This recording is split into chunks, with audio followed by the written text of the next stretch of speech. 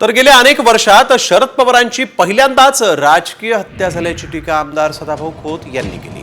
राजकीय हत्या झाल्यानं पवार मार्केटवाडीमध्ये आले असंही खोतांनी म्हटलंय। मुख्यमंत्री फडणवीसांचं कौतुक करताना खोत पवारांवर टीका करताना मात्र घसरले। पवार साहेब लय हुशार आहे।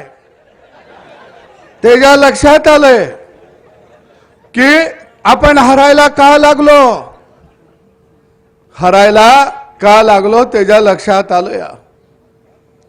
आणि म्हणून पहिल्यांदा बारक्या गावात येऊन पवार साहेब बसलं।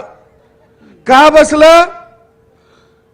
पहिल्यांदा राजकीय हत्या त्यांची झाली आणि पहिल्यांदा देवाभाऊ नावाचा बाप या महाराष्ट्राच्या मातीमध्ये जन्माला आला।